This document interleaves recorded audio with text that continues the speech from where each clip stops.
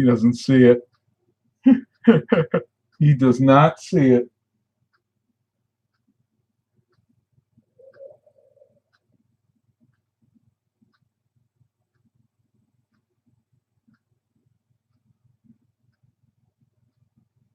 There goes the other one. So if you have cats, you absolutely need to have a laser pointer. They love this. What is up, tubers? Madame Roy back once again. Started this a little early so you guys could see me playing with Milo and Baxter. Aren't they so cute?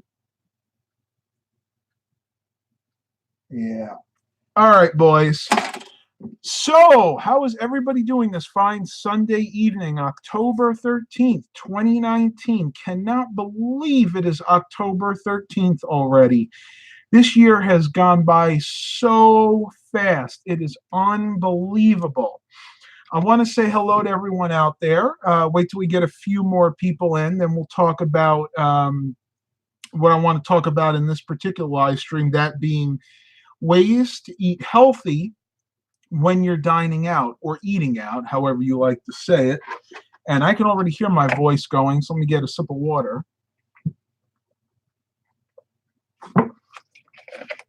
And this is actually a great segue into what we're going to talk about this evening, which is trying to eat healthy when dining out. One of the first things you should do before you go out to eat, drink a full glass of H2O. Now, granted, I probably drink about 20 glasses of H2O a day, H2O being water. But the idea behind that is if you drink a full glass of water before you go out to eat, you're going to fill your stomach up that much, and it will be impossible for you to eat as much as you normally would. Now, is that going to actually help you make better choices when you go out? Probably not, but we're going to talk a little bit more about that in just a couple of minutes. Eric got a message 2 minutes before. Yeah, that's YouTube's notification system for you. All right, so got a list here of 20 things. I'm going to add a few to this because I don't think every one of these is really a good option. Drinking water before you dine is number 3 on the list. Number 2, have a healthy snack before you arrive. Now, yeah, I realize that we're social creatures. We like to socialize, and a big part of socializing is going out and eating with your friends, your family, your acquaintances, your coworkers. We are a society that is enveloped with food. We congregate around food. And that is not good for our waistlines. But again, there are ways that you can minimize the risk or minimize the damage that you do on those days that you have to eat out. Now, of course, my solution is don't eat out much. And when I say don't eat out much, I probably eat out once, maybe twice a week. Now, for me, that isn't much because I used to eat out every day. And sometimes I would eat out multiple meals. I would think nothing before I started my lifestyle change of going to McDonald's, having a couple of breakfasts, and then going out for dinner and having some double cheeseburgers. So cut back on the amount of times that you actually eat out. But again, if you have to eat out, having a healthy snack before you go is a great option. Maybe have something like a Lara bar. You've heard me talk about that before. That is one of the healthiest of the protein/healthy bars out there. It only has 6 ingredients. But it could be anything. You could have an apple, a pear, a piece of fruit. Maybe you could have, heck, a great idea if you make homemade soup like I do, have a bowl of your soup and then go out, because again, anything that helps fill your stomach up a little bit will make you eat less once you actually get to the restaurants. Baxter does look energetic tonight. They are running all over the place. Okay, number 4 on their list, and this is one that is a little bit tricky because it's going to vary depending on the restaurant and depending on the cook, and that is check how the food is cooked and prepared. The way the food is cooked and prepared can have a significant impact on the amount of calories it contains. And what they're saying basically is the chef, wherever you eat, can prepare the food healthy, or they can prepare so it tastes good. Which one do you think they're going to opt for? That's right. They're going to more than likely prepare it so it tastes good. But that means they're going to probably fry your food. They're going to add a lot of butter, sugar, salt. The good news about this is usually in most restaurants, there is a healthy section in the menu that specifically says, okay, this food is not fried, it doesn't have a lot of salt, or it's vegan, so it doesn't have any meat or dairy in it.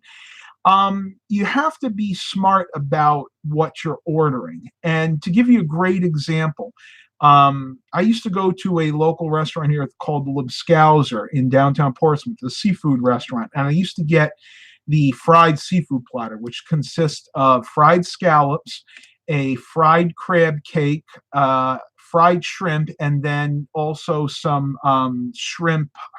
Can't think of the name of it. Alfredo, fettuccine Alfredo. But what I did when I switched to my new lifestyle change, I started getting it broiled. So instead of getting everything fried, I had a broiled crab cake, I had broiled shrimp, I had broiled scallops, and then of course the fettuccine Alfredo was still the same, but you would not believe how much healthier that is for you. Actually cut the calories almost in half, about 40% less calories, just by ordering that particular platter broiled instead of fried. Another thing you can do, most restaurants will allow you to substitute the side for something healthy. Like, give you an example, you go to Red Lobster and you order any one of their meals. Generally, the automatic side that comes with is either a mashed potato, baked potato, or French fries. Very high in fat, very high in starch. But for free, places like that will allow you to opt for a healthier option. I think I'm trying to remember. Red Lobster has cooked green beans. They usually have cooked broccoli, and then for a slight upcharge, like $1.50, you can get things like cooked asparagus. And then I think sometimes they do collards, but that might be a regional thing here. So a couple of other great options for you when going to restaurants. And I'm not telling you don't eat the food that tastes good to you. If you're going out and you're only going out maybe once a week, then yes, by all means, splurge a little bit, but splurge where it counts. Splurge on your main meal. You know, if you're going to have the fat, the calories, the sugar, make that the main meal. Don't also add it into the sides. So we're just talking and getting a healthier option for you in the long run. This is another one, number 5, and this is a big problem for me my entire life, and that is try eating your meal mindfully, which means giving your full attention to eating the meal, which is very hard when you're on like a business lunch. I get that. That's not going to really be possible. But take time to savor the aromas and the flavors of your meal. And basically what they're saying here is don't scarf your food down. I am an extremely quick eater. I can down an entire meal in about 10 minutes, and that's very quick. Most people, it takes at least 20 minutes, some people even half an hour. And the slower you eat, the better. The reason is your mind takes about 20 to 25 minutes to tell your body that it's full. So if you're eating your meal in 5 or 10 minutes, chances are you're still going to be hungry and you're going to keep eating. That's why people that eat fast, especially in restaurants, are more apt to order a dessert, because they've eaten their meal before they've had the brain has had a chance to tell the body that it's full. So they think they're still hungry. So they're going to go for that dessert. They're going to go for that piece of cheesecake. They're going to go for that piece of banana cream pie or coconut cream pie.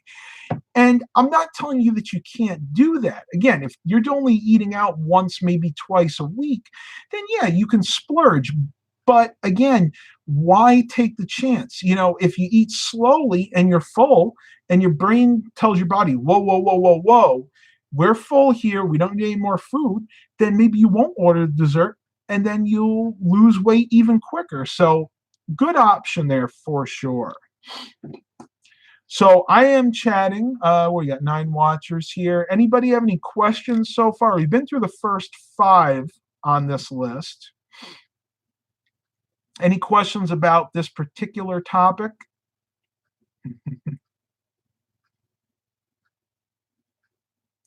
No, not yet. Okay, we'll continue on. Oh, this is an interesting one. Order your meal before everyone else. Other people can influence our decisions without us really noticing. In social situations, people tend to mimic each other on a subconscious level. I always forget to do that. Sorry, everybody. Where were we? Okay. People's menu choices and eating behaviors can be highly influenced. Let me move this over here. By their choices of other people at the table. If you're eating within a group, then you are likely to order something that doesn't fit into your healthy eating plan. So make sure you order first. So basically, what they're saying is it's the hive mentality or peer pressure. In other words, if you're the last person to order, or maybe the second last person to order, then you're more apt to order what that other person did, even if it's not a healthy option. So basically, what they're saying, make sure you order your food first. And yeah, I do agree with that for sure. Number 8, slow down and chew thoroughly. That's kind of redundant. I mean, that's very similar to eating mindfully. That should, in my opinion, that should have been all bundled into one. Number 9, have a cup of coffee instead of dessert. Now, that's interesting because I'll usually do both. I'll have a cup of coffee and dessert. But if you have your coffee and you add your cream and sugar, that can actually act like a dessert. So again, that is a very good option. Okay. Number 10, and this is probably, to me, this should have been number 1 on the list. And that is avoid all-you-can-eat buffets.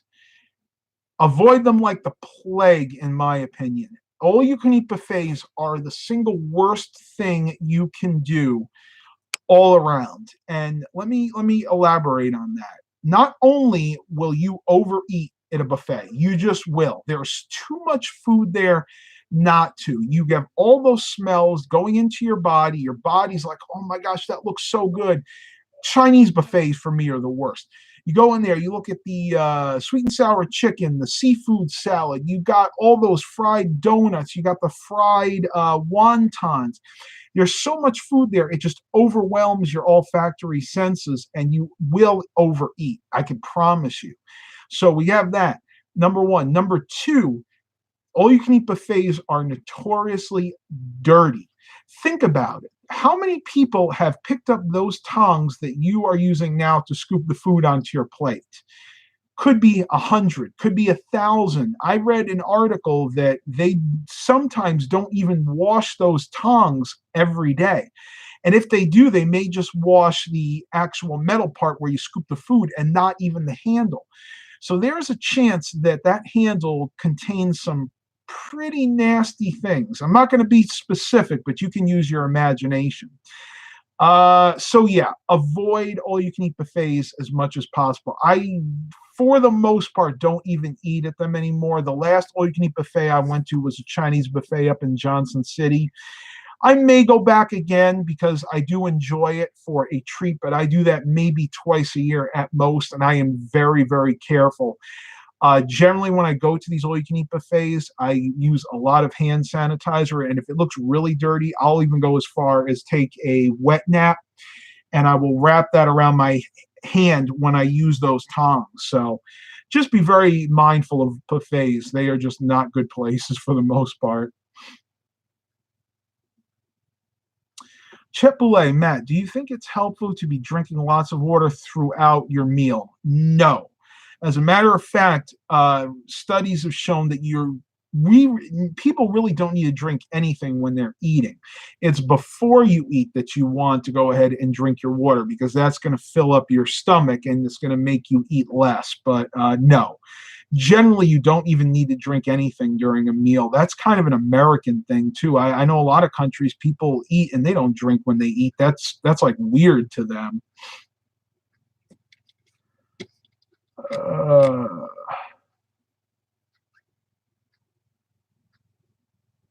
Number 12, ask for sauces or dressings on the side.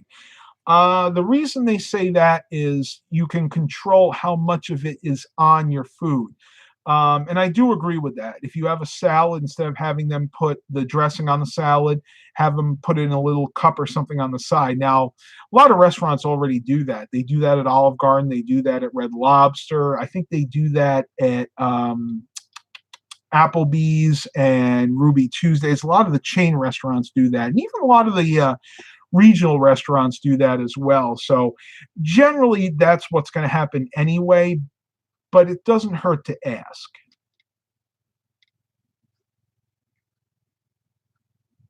No problem, Chet. Stay tuned. We got quite a few more of these to go through. Hired gun to get the ham in for tomorrow's Thanksgiving dinner. Oh my gosh, that is right. The 14th, Canadian Thanksgiving. You know, I actually should know that. I don't hired gun. I don't know if I ever told you, but my father was born in Quebec. My father's Canadian. I've actually spent several Thanksgivings up in Canada, but it's been many years. My grandparents lived in Canada. They were Canadian citizens, French Canadian citizens. The Bella province. Okay. I believe that if I'm remembering correctly, I think in Quebec it's the same. I remember them celebrating Thanksgiving around this time. Of course, my cell phone's gonna ring. Get that to go to voicemail. Danny K, I'm a sucker for a big bowl of chili when it gets cold outside. Interesting. Well, I mean, there's nothing overly bad about chili. Just remember when you use the ground beef, try to get it as lean as possible and drain all the fat away. A lot of people don't do that. A lot of people will put the fat in with the chili because they said it adds flavor, and it does to a point, but also adds fat. And of course, you could also use just use the what do you call it? The plant-based protein, basically the plant-based beef. You can act like the Beyond Burger. You can actually get that in the crumbles as well. You could use that instead. Pradkins wants to know how's the GMC doing. Well, I don't know yet, honestly. I haven't even gotten it registered. I think I've got the traction control problem licked, but I'll be giving you guys more updates about that in the next few days. I'm going to get that registered tomorrow morning with the DMV, and then it's going to go right over to Dillinger's Tire and Auto because it's getting 4 new tires. And all right, we'll get a little off topic here because I know a lot of you guys are really curious about that. The reason it's getting all 4 new tires is I did not know that is an all-wheel drive vehicle. And the one big no-no about having an all-wheel drive vehicle is having mismatched tires. And this has not only mismatched brands, it has mismatched sizes on there. So it's going to go right over and get 4 new tires, and we're just going to go from there. So looks like I'm going to have to put about another $600 or so in tires and a few other odds and ends into this. But that's okay. For what I paid for the vehicle, I'm still way ahead. Okay, so where are we now? Number 13 and 14. Number 13 is skip the pre-dinner bread basket. Basically, they're just saying don't fill up on bread, wait for the main meal, or if you have to have it, limit yourself to 1 breadstick or whatever piece of bread, depending on where you're eating. And I just got, speaking of fitness, I just got my 9 hours active indicator on my Fitbit, and I've hit 10,000 steps. So awesome. It's another thing, adding into this when it comes to fitness, make sure that you get at least 10,000 steps a day. That is still what the CDC recommends for a healthy lifestyle. And I try to do that. I do that at least every day and try to get a bike ride in. If you are unable to do that, maybe do 5,000 steps and a bike ride. Kind of mix it up a little bit, make it easy on your body. Number 14, order a soup or a salad to start. Now, this is kind of interesting because you would think that would be a bad idea because then you're just adding more calories to your meal. But it really isn't, because if you order a soup or a salad, chances are the soup and salad is going to be healthier than your main meal. So you're going to be filling up on that, and you're going to have less room when the main meal comes. So chances are you'll probably be taking half of your meal home with you. So I definitely agree with that. Get a soup or a salad, either one. Maybe try to stay away from the real heavy and real high fat soups, like anything cream based. Lobster bisque, seafood bisque, cream of chicken, asparagus, anything like that is going to be pretty high in fat. But if you get soups like chicken noodle, vegetable beef, tomato basil, beef and barley, chicken and barley, things like that, they're more broth-based soups, those are fine.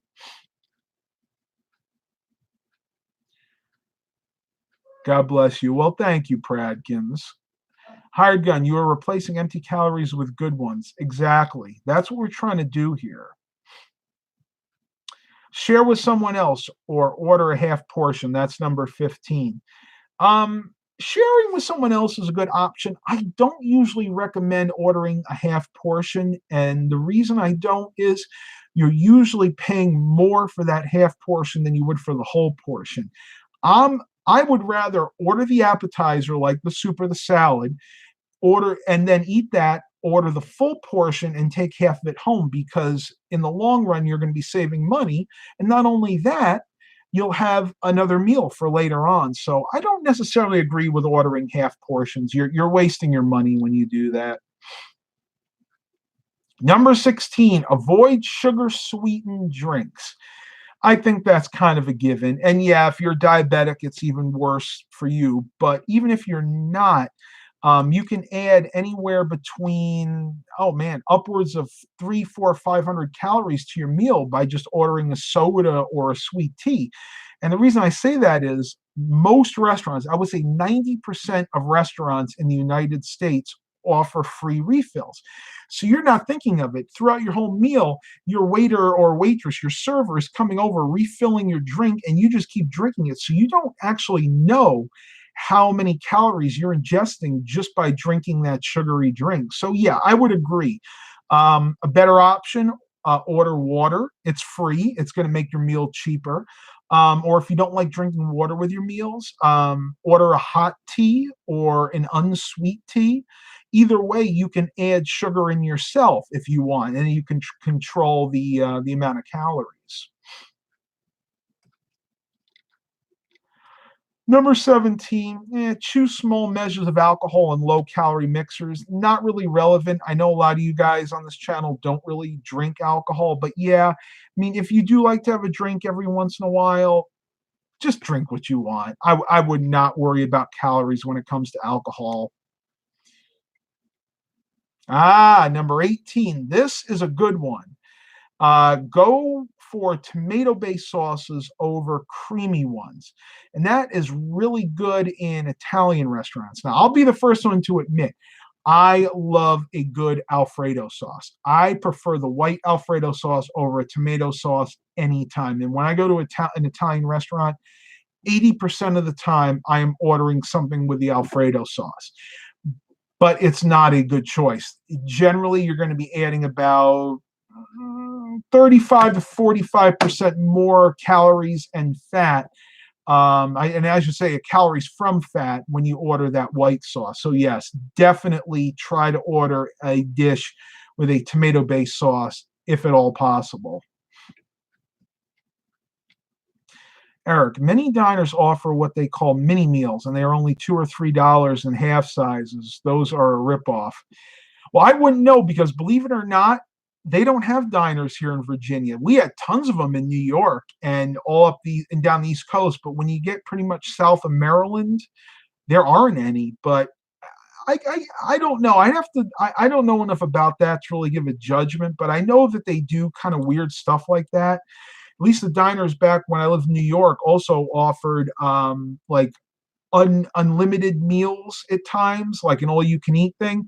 And they also offered a full meal for like $20, where you could get your drink, appetizer, meal, dessert, and usually an after dinner mince. You get the entire meal for one price.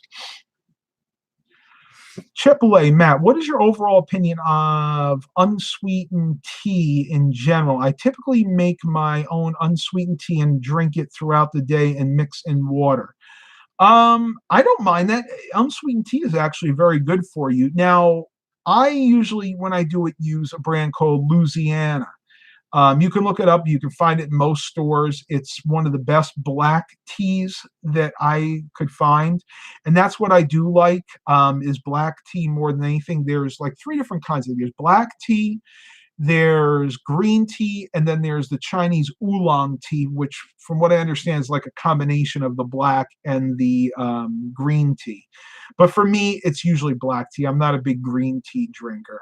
But yeah, there's nothing wrong with unsweetened tea, especially if you're making it yourself. Go for it.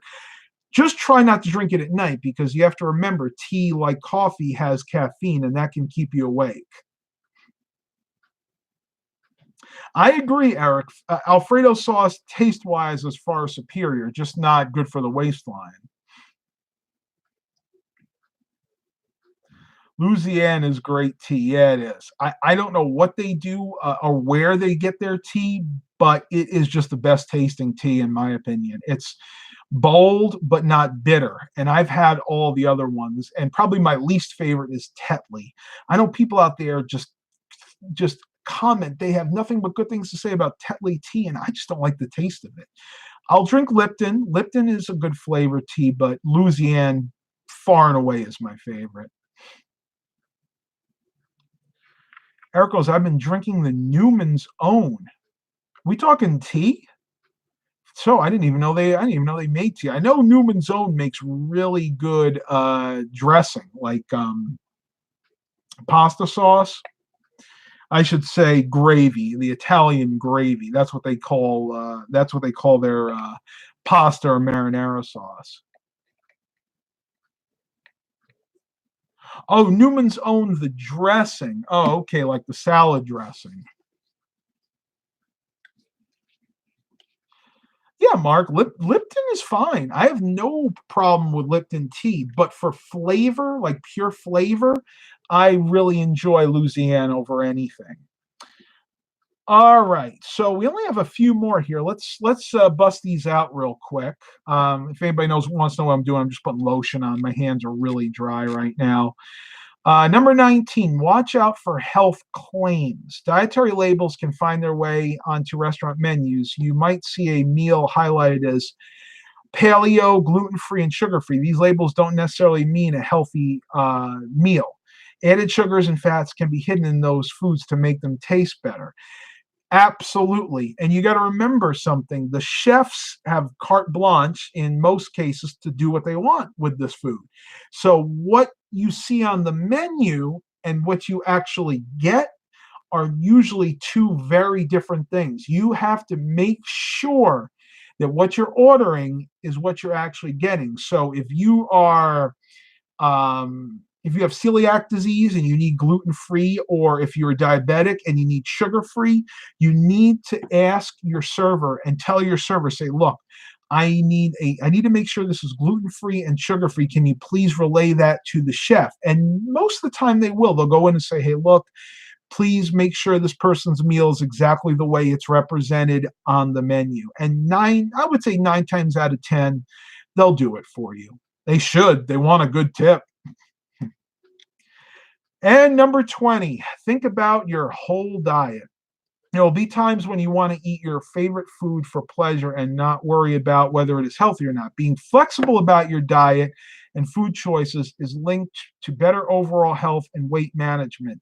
It's helpful to think about how a meal fits into your diet overall. If you are following healthy meal patterns most of the time, go ahead and treat yourself. An occasional indulgence can be good for the soul. Basically, what they're saying is don't be a fanatic about your diet. If you deny yourself, you are going to lose the battle. And it is a battle. Whenever you're trying to maintain a healthy weight, for most Americans, it is a battle because think about it. Food is everywhere. Food is advertised online when you're watching a YouTube video. It's advertised on TV when you're watching your favorite show. Heck, when you're driving on the highway, it's advertised on billboards everywhere. It is in your subconscious. I mean, they know what they're doing when they place those billboards on the highway that say McDonald's off of the Kiln Creek exit, 5 miles ahead. Treat yourself to some of the best fries or treat yourself to a Big Mac. These people, these advertisers know what they're doing. They are subconsciously making you want to go and eat that food that you really should not be eating. So the best thing I can tell you, guys and gals out there, just be mindful of what you're putting in your body. Like they said here, treat yourself on occasion, but don't go crazy. If you treat yourself maybe once or twice a week and you're good the rest of the time, that's perfectly fine. So we are at the question and answer portion of this live stream. We're 30 minutes in, so go ahead and ask me any of the questions you want, and I'll do my best to answer them.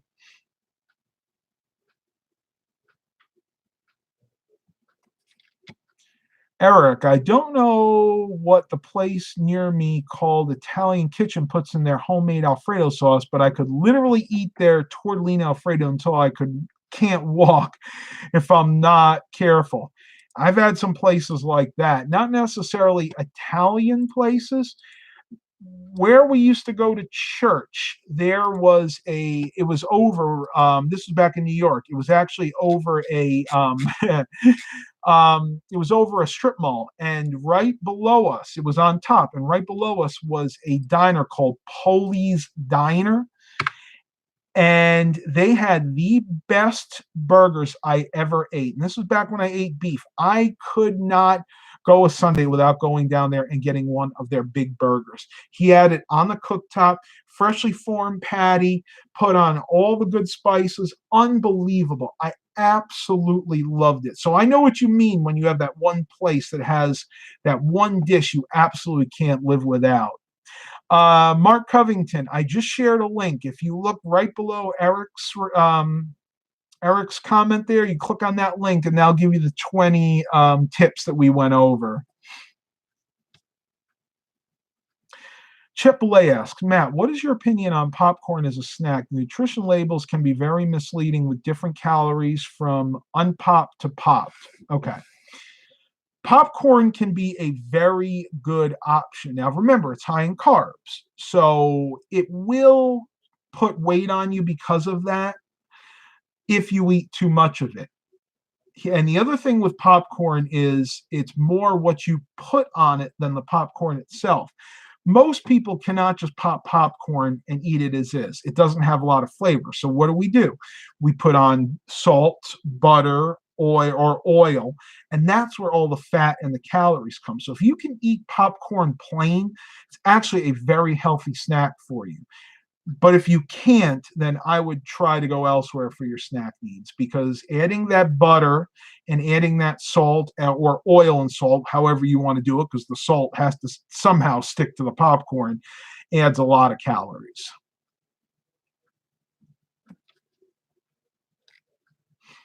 So you got 10 watchers and 4 likes, and I need to take another sip because I am getting very dry again. It's going to be time to break out the humidifier here in the next few weeks when we start having to put the heat on. I'll wake up middle of the night and I can't even talk. I mean, my throat is like dry as the Serengeti. All right, so anybody else? Anybody else have any questions about this? I think we covered everything that we needed to cover here to give everybody a good baseline on what to do and what not to do when eating out. Chipotle asks, what about cottage cheese? Well, cottage cheese is very healthy. Weight Watchers has promoted eating cottage cheese pretty much since the beginning. When you get cottage cheese, try to get the reduced fat or the one that's made with skim milk, because it's a lot better for you. But if you can't, even the full-fat cottage cheese is actually very healthy for you. And I used to eat all the time. I used to cut up peach slices, or I would get the canned peaches and put them in there with a little bit of the syrup. You can put in all different kinds of fruit. My mom loves it with pineapple, cut up apples. I mean, you can put almost anything in cottage cheese. Yes, dill pickles are quite healthy too. Not bread and butter pickles, because bread and butter pickles are sweet and have a lot of sugar. Dill pickles, on the other hand, are made mostly with vinegar and salt. So unless you have problems with high blood pressure, dill pickles are great, and they're not high in fat or calories at all. And I don't like the half sours. It has to be a kosher dill pickle for me, like a real sour, sorry, say a real sweet and a real sour pickle. If it's a half sour and I get any taste of a cucumber, I'll have to spit it out because I loathe cucumbers. I cannot eat cucumbers to save my life. They actually make me want to, they gag, even the smell of them. But when they're pickled, when they're made into pickles, I'm fine with it. I don't know. Weird, right? Chipotle, are there any chips out there that are good for you or absolutely loaded with fat and carbs? Not to the best of my knowledge. Every chip out there is high in fat. Even those so-called veggie straws are loaded with fat and calories. And they're not even veggie straws. They're actually just veggie flavored wheat, believe it or not. They're not even any vegetables in those things. Mark Covington, hey Matt, having water instead of something else to drink while eating out saves you on calories and money. Yeah, we covered that. Yeah, definitely. Hired Gun goes, I can't stand the bread and butter pickles myself. I am not a big fan, except for my Aunt Lisa's bread and butter pickles are absolutely delicious. And hers are a lot healthier than the ones you get in the store, like the Vlasic or the B&N. And I remember B&N beans. Oh, I used to eat a lot of those before Bush's came out.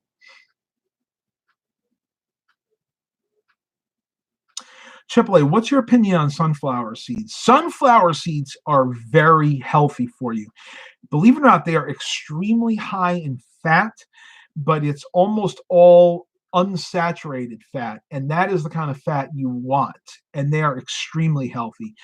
I can't eat them anymore, unfortunately, because they now get caught in my teeth, and that drives me crazy. B&M beans. Oh yeah, before most of the stores started carrying Bush beans, for us it was always B&M beans. But B&M makes other things. They also make pickles too. My uncle loves B&M pickles. He buys the B&M jalapeno pickle relish. They make a lot of different products, but they are kind of a regional brand. Generally found in the Northeast. Down here in the South, I can't even find B&M. All right, everybody, I am going to end this live stream here. I hope you guys really enjoyed this. Give me a sec. I think we got a couple more questions. I am not sure why Subway is not serving cucumbers, Mark. Maybe they had a recall or something. I'm not sure. All right, last one, Chipotle. They had to be out of the classic jar, though. My dad only eats B&M out of the glass jar. We get them up northeast in Maine. Interesting. For the pickles, I knew they had them in the glass jar. I've never seen the beans in glass jars. The B&M beans we always got were always in cans. All right, tubers, I'm ending it here. Thank you for coming. Please continue to like and subscribe. I promise I will be giving everybody an update on the GMC Yukon very shortly. I just need to get it registered and get some work done, and then we'll get the review on that taken care of. Have a blessed Sunday evening, and I'll talk to you guys on the flip side.